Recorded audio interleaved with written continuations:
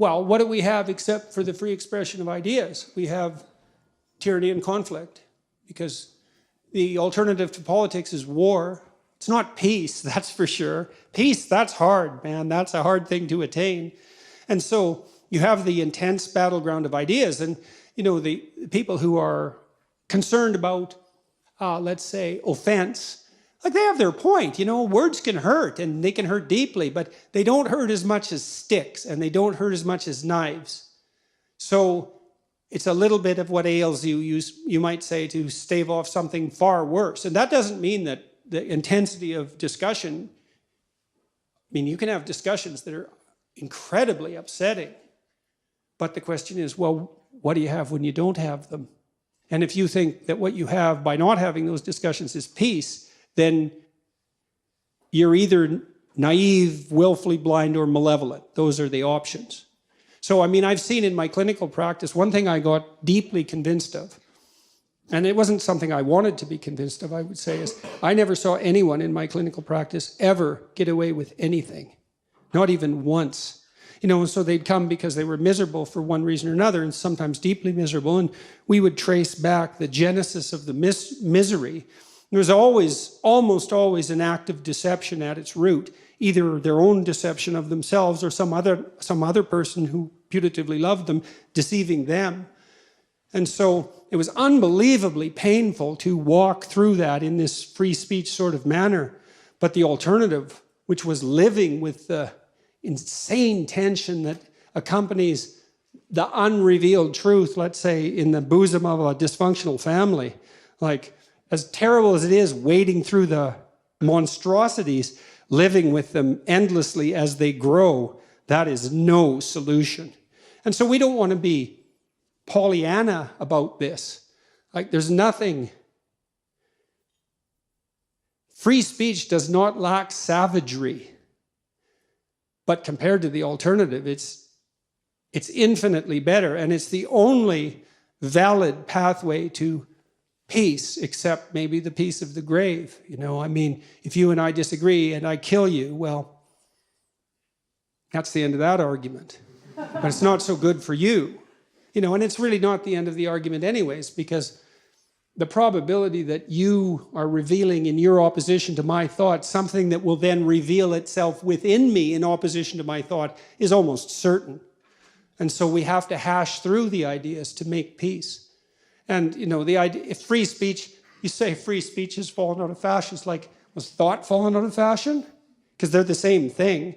Like, most people, I would say 95%, 6% of people buy books. Okay, how many people engage in internal dialogical critical self-evaluation? 10%, maybe? It takes a lot of training. You think what you have to do. A thought has to reveal itself to you in the theater of your imagination. And so that happens to everyone to a lesser or greater degree. Some people have a thought a month, and some people are just flooded with them constantly.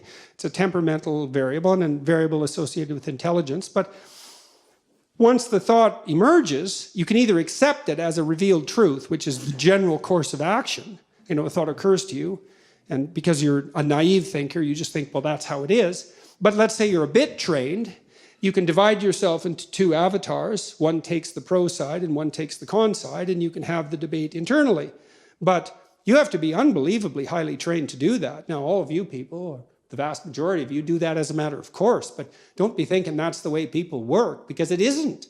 Most of what passes for thought, and I'm not being cynical about this, and I'm not looking down on people. All people have their talents and their abilities, and some people are good at dialectic thinking. Some people don't have that skill particularly. The way that most people think is by talking. And you see this if you have a close relationship with someone perhaps who isn't as intellectually inclined as you.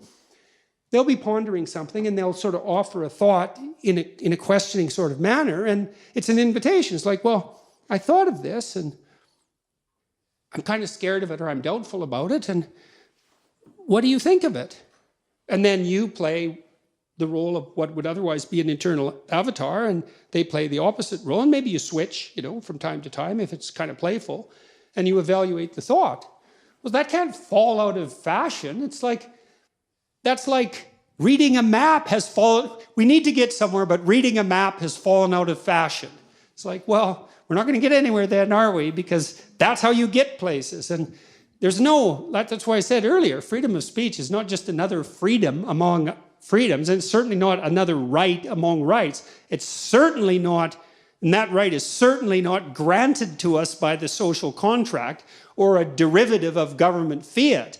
That's an absolute misapprehension, which is why I think as well that there has to be something like, for atheists and believers alike, a divine hierarchy of value outside the political process to which the political process refers. And one of the wonderful things about the English common law tradition is it's grounded in such a metaphysical reality such that we have all the rights there are, except those that are expressly forbidden to us by the common law tradition. It's like, yes, good work, English people. So, as opposed to French civil law, let's say, because there you're granted the rights by the state, and that's just, your rights are not a social construct. That's just simply not the case. It's not the case psychologically or physiologically for that matter.